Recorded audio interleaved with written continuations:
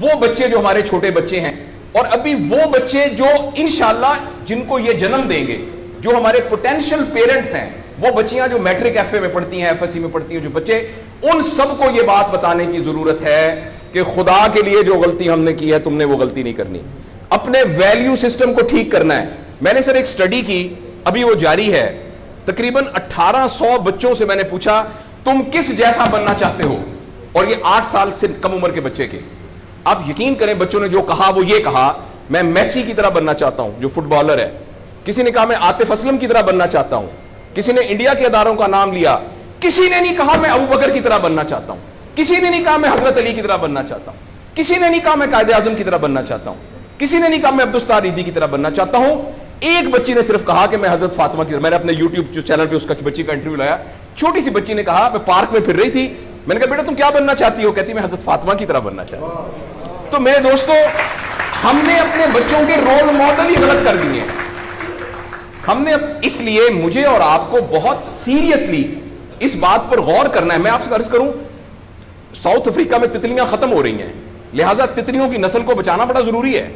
اچھا, پانڈا ختم ہو رہا ہے, پانڈا کو بچانا بہت ضروری ہے. انسان پانڈا اور تتلیاں نہیں ہیں, انسان ختم نہیں ہو رہا ہے, انسان کا بچانا کوئی اتنا ضروری نہیں ہے, وہ پانڈا نہیں ہے. اس لیے اگر ہم اپنے بچوں کو یہ رول ماڈل نہیں دے سکتے تو مہربانی کر کے بچے نہ پیدا کریں.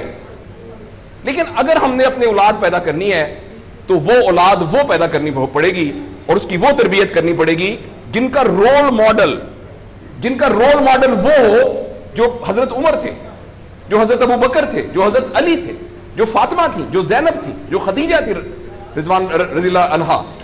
یہ ہمارے رول ماڈل ہمیں پیدا کرنے پڑیں گے, اور یہ تب ہوگا جب ہمارے اندر سے یہ دو چیزیں ختم ہوگی.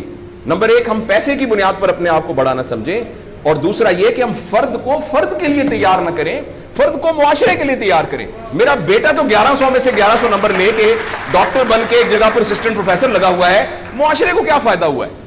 اور ہم میں سے آپ سوچیں کہ اللہ لوگ, عموماً ہم سب لوگ جب اللہ کا شکر ادا کرتے ہیں کہ یا اللہ تیرا شکر ہے, 3 مرلے کے مکان میں رہتے تھے, اب ماشاءاللہ کوٹھی ہے 2 کنال کے اندر, اور سائیکل پہ ابا جی جاتے ہوتے تھے, لیکن الحمدللہ ہمارے پاس اب 2-3 گاڑیاں ہیں, اور چھٹیاں تو سوال ہی پوادے کر جاندے ہوندے سی, کدے کدے گوڑ کھاندے سی, خراس تھے. اب ہم سارے بھوربن میں جاتے ہیں چھٹیاں گزارنے, کبھی کبھی انگلینڈ بھی جاتے ہیں.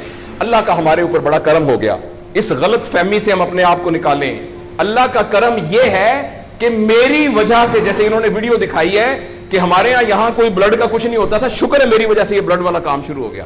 میں ڈاکٹر ہوں, یہ والی سروس یہاں موجود نہیں تھی, اللہ کا شکر ہے کہ یہ والی سروس اب یہاں موجود ہو گئی ہے. اللہ کا شکر ہے یہ ہو رہا ہے. سروس اورینٹڈ جب تک ہم اپنے بچوں کو نہیں ڈیولپ کریں گے, اس وقت تک میں آپ کو بہت دکھ سے اعلان کرتا ہوں, بڑی ہی تکلیف کے ساتھ, میں بہت آپٹمسٹ آدمی ہوں, میں یونیورسٹیوں میں جاتا ہوں, کالج میں جاتا ہوں, بچوں سے بات کرتا ہوں, اگر ہم نے اگلے فوری طور پر اپنے بچوں کی تربیت پہ توجہ نہ دی, اگلے 10 سال میں ایک ایسی نسل آنے والی ہے جن کو چائلڈہڈ ڈپریشن ہوگی, جن کو سوئسائڈل تھاٹس آئیں گے, جن کی سیکسول ٹریننگ بہت بری ہوگی, اور جن کے اندر ریلیشن شپ پرابلمز ہوں گے. اور یہ ہونے والا ہے, ہماری آنکھوں کے سامنے ہونے والا ہے.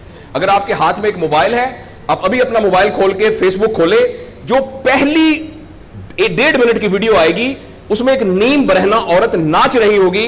اگر آپ کے 8 سال کے بچے کو آپ نے موبائل دیا ہوا ہے, میں آپ کو یقین دلاتا ہوں اس نے ننگی عورتوں کو ناچتا ہوا دیکھ لیا ہے, اور وہ سارے ایکٹ جن کو منہ سے بیان کرتے ہوئے ہمیں شرم آتی ہے, وہ آپ کے 8 سال کا بیٹا اور 8 سال کی بیٹی دیکھ چکی ہے.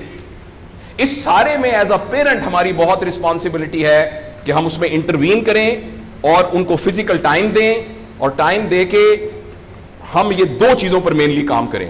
تو انشاءاللہ العزیز ہمیں امید ہے کہ معاشرہ بچ جائے گا.